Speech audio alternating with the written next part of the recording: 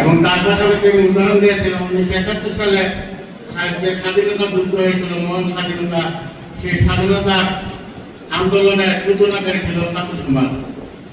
ছাত্র সমাজের সাথে দেশের সর্বস্তরের কৃষক, মেহনতি মানুষ সহ সবাই মুক্তিযুদ্ধে অংশগ্রহণ করার পরিপ্রেক্ষিতে স্বাধীন হয়েছিল। কাজে তোমাদের ছাত্রদের এই আন্দোলন এসব একদিন একদিন মানতে বাধ্য হবে। তার একটা মোটিভ ছিল যে জীবনটা লম্বা নয়, দামি হওয়া চাই। আর আসলে তার সেই মোটুমণিজি এবং দেশের স্বাধীনতা আন্দোলনে যে তার একটা মনোবাসনা ছিল, সেই মনোবাসনাকে পূর্ণ করার জন্য এবং জীবনটা যে লম্বা নয়, দামি হওয়া চাই, জীবনটা সেইভাবে সে ফেলে দিয়ে গেছে।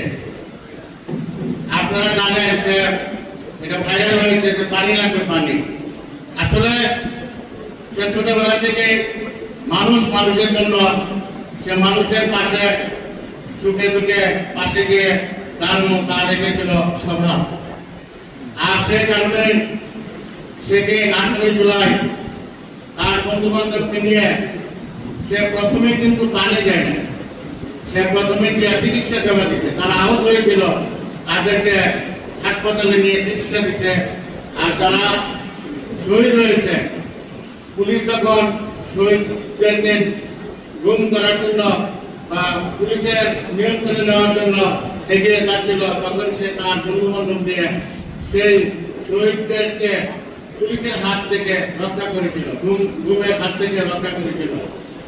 আপনারা জানলেন, মানে অনুভব করবেন যে মৃত্যুর এই গুমের এই লাশ যেন পুলিশ না নিতে পারে, সেই কার্যক্রম এবং চিকিৎসা সেবা দেওয়ার পর এক পর্যায়ে যখন শেষ হয়ে গেল, তখন সে পানি বিস্কুট নিয়ে মাঠে নামিয়েছিল।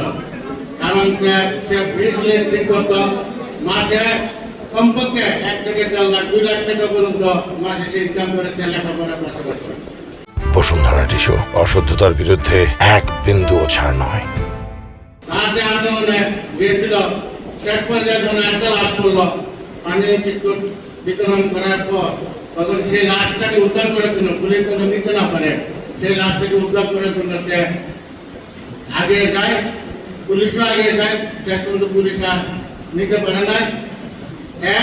প্রায় আধা ঘন্টা পরে সে বিশ্রাম করতেছিল, তার বন্ধু বান্ধবকে নিয়ে সে তাকে লক্ষ্য করে যেহেতু সে মৃত্যু দিতেছে এই আন্দোলনে, তাকে লক্ষ্য করে গুলি করা হয়, এভাবে সে শহীদ হয়। কাজে আমি বলবো, এই আন্দোলনে যে সে শহীদ হয়েছে, তার সাথে তার বন্ধু ছিল, সেও তার পাশে শুয়ে আছে, শহীদ হয়ে শহীদ রেতন শরীফ রিয়া জয়, সে তার সাথে ছিল। শহীদ হওয়ার পর যখন বাসায় ছিল, তার পাশাপাশি সারা রাত্র সে পাইকারি করেছে, অনুভব করেছে।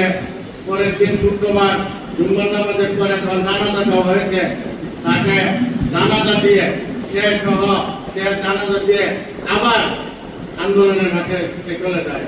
এবং সেই আন্দোলনের মাঠে সেও নেতৃত্ব, তার বন্ধু শহীদ হয়েছে, সেই বেদনা নিয়ে সে আন্দোলনে কিভাবে ঝাঁপিয়ে পড়েছিল যা আপনারা বিশ্বাস করতে পারবেন না। এবং তাকেও ওই দিন পরের দিন গুলি করে হত্যা করা হয়, শহীদ করা হয়। এইভাবে এই আন্দোলন আসলে সারা বাংলাদেশে ছড়িয়ে পড়ে, কেউ এটা মেনে নিতে পারছিল না। সেই রেতন শরীফ রিয়াদ জয়কে ওই দিনে আমরা জুম্মার নামাজের পর তাকে দাফন করেছি সহ। আর তাকে যখন শহীদ করা হয়েছে সন্ধ্যার সময়, সেই লাশ শহীদ রিয়াদের লাশ তখন তার কবরের পাশাপাশি দাফন করা হয় এশার নামাজের সময়, এশার নামাজের পরে।